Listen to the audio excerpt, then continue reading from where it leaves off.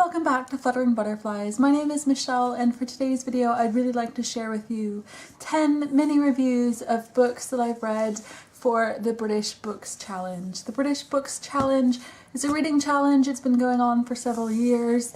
One of my blogging highlights was when I took over for the challenge for 2 years running. Currently it is being hosted by Kirsty at the Overflowing Library. I will leave a link down below. She's been hosting some amazing giveaways every month and the link thingy. Here we go, I've got 10 books that I'd like to share with you. Normally I do read more books than just 10 by British authors, but it's been kind of a slow reading year for me. So actually I was really surprised that the number came to 10. I don't have all of the physical books with me, but I'll just do my best here. Some of these I will sort of skip through quite quickly because I've already talked about them already on this channel. The first book by a British author that I read this year was Sophie Someone by Hayley Long. It was a really short, quick read for me at the beginning of the year. It's all about language and family and secrets and identity, and it was a really fun read. I loved the setting of it in particular, and I loved Hayley's use of language. I have also discussed these two books on this channel, or possibly Bookish Brits. It's getting confused in my head right now. Both of these books are non-fiction books about mental health. The first is Mind Your Head by Gino, Dawson. This is all about mental health. It's got contributions from Dr. Olivia Hewitt, and it's illustrated by Gemma Coral, and it really is a quick guide running through the different mental health issues aimed specifically at teenagers. It's got lots of great advice, a nice overview of the different topics, some different case studies. I was actually quoted in this book twice. I've been planning for a while to talk to you about those two little stories that's included in this book, but I haven't quite gotten around to it yet. I love this book. I really recommend it for parents, teenagers, secondary school librarians, that sort of thing. I also read this one, Reasons to Stay Alive by Haig. This is a sort of self-help guide slash autobiography in which Haig talks about his own depression and anxiety, a kind of breakdown that he had in his early 20s, as well as some tips and tips and advice and little anecdotes about depression and mental health sort of things. It was a pretty quick read as well. It was very interesting. I quite liked all the other extra snippets that he included to go along with his own story and advice, so that's a good one. I also read Here's Looking at You by Mcfarland. I think this was on my Kindle, which is why I don't have a copy of it. It was the first book by Mcfarland that I had read before. I've heard rave things about her, and I bought this book when it was really cheap or possibly free, and I thought it was a really cute book. I don't have that much to say about the book, which is why I haven't written a review or talked about it on this channel as yet, but it was cute. It was really easy to read. It was quite amusing in parts. Some of it was very cringeworthy. It did make me feel things as I was reading it, and I will definitely be picking up other books by her. I also read Love Song by Sophia Bennett. I do have a proof copy laying around my house somewhere. I just couldn't find it in the lead up to planning this video. I love Sophia Bennett's books. I've loved everything that she's written so far, and Love Song was definitely up there with one of my favorites. It's a book about a boy band and falling in love, and I think the thing that I loved the most about it is the way that fandoms were discussed in this book. There's a lot of things said about typically large teenage fan bases, and particularly teenage female fan bases, and I really loved hearing more about it, reading about it, the sort of pitfalls of it, as well as some of the highlights. It was a book about music and love and romance, and I really loved it. It starts out with a girl going on tour with this really popular boy band, getting to know them. She's the personal assistant to one of the band members' girlfriends, who is also an actress. I loved seeing the ways in which this band can either be torn apart or sort of helped along to sort of build this band into something bigger and better than itself. It was such a fun book. I absolutely adored it. And I highly recommend it to everyone. I also read Unheard Voices, edited by Malorie Blackman. This was put together for the anniversary of slavery in the UK, and it was a collection of short stories, poetry, excerpts from other books, all discussing slavery, the aftermaths, what it was like to be a slave, all sorts of things. It was a very emotional, eye-opening book. I enjoyed it so much that I did an entire video just discussing this one book, so I will leave that link down below. Now we're moving on to some of the books that I haven't yet discussed on this channel. The first is Night Wanderers by C.J. Flood.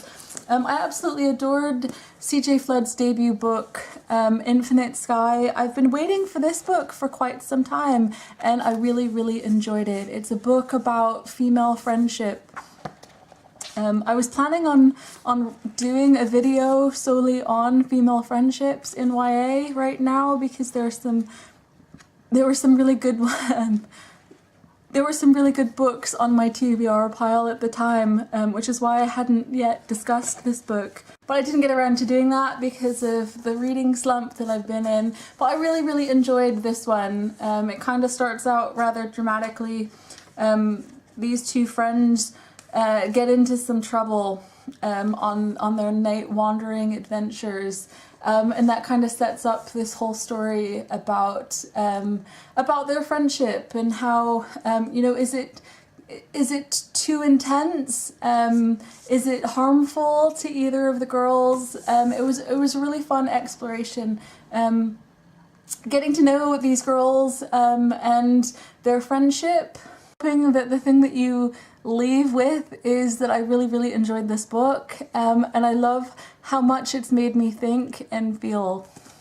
Another book that I read was called Breaker by Kat Ellis, and this was a book that grabbed me by the ankles and sort of dragged me out of this reading slump that I was in, because it was so fast-paced and addictive and emotional, and I didn't, as soon as I started reading it, I didn't want it to end, but I also was flipping through the pages trying to get to the end quicker. It was so much fun. It was a book set in a boarding school. The main character is the son of a serial killer, and he goes to this new school hoping to escape from everything that he left behind and start new, and he recognizes one of the girls in his new class. They have kind of a weird relationship forming, and he starts to develop feelings for her, but he doesn't know, should he tell her who he is or not. It was so much fun. And of course, people at the school start disappearing. How is it connected, if at all, to his father, a serial killer? It was so much fun. It was nice to read, sort of a psychological thriller again, and honestly, it was so very good. Moving on from one sort of thriller to a next, the next book I wanted to discuss with you today is called Lying About Last Summer by Sue Wallman. This is Sue Wallman's debut book, and it was amazing. I really loved it. The main character in this book is called Sky, and last summer her sister dies in this tragic accident. She's not doing very well in terms of moving on from her grief. So her parents decide to send her to this bereavement camp for teens. And there she meets some other people who have all faced some type of bereavement, and they're all dealing with it in their different ways. She starts receiving text messages from her dead sister, and she has to sort of go back to the previous summer. She's kind of questioning everyone around her, and also trying to find out more about the circumstances of her sister's death. It was a lot of fun. I really enjoyed it. Earlier in the year, I was able to hear the author speak about some of her inspiration from this book, and it just made everything feel that much more emotional. So I really, really loved this. And the 10th and final book that I wanted to discuss today is Paper Butterflies by Lisa Heathfield. This is a book that absolutely broke me. It did. It broke me. And after finishing it, I put the book down. It was quite late at night, and I crawled into bed, and I just cried myself to sleep. But I mean, this book is very heartbreaking and emotional, but it's also filled with so much hope, and I think that was the reason that I cried so much during it. This book is about a girl called June, and she kind of starts her story chronologically from when she was 10. And she's discussing her life at home, and her mama died, and her dad remarries this woman with a daughter sort of roughly the same age as her. And the thing is, her stepmother isn't very nice to her. In fact, June has to deal with quite a lot of abuse from her stepmother, and she kind of drags her stepsister into it as well. So she's getting verbal, physical, psychological abuse at home, and interspersed with these sort of memories of things that had happened to her, are little bits of things that have happened at some point in the future, where something has happened and we don't really know what it is. And it was so hard at times reading this book, because June experiences a lot of horrific abuse at home, at school. She's the victim of some really cruel racial abuse as well. And the thing with June is that she's going through so much, and yet she finds hope and strength in the smallest things. The wind in her hair as she's riding her bike, the friendship with this boy that she meets in the woods. And I think through Blister and his family, she can see what she's missing in terms of the love and support that Blister gets in his large family.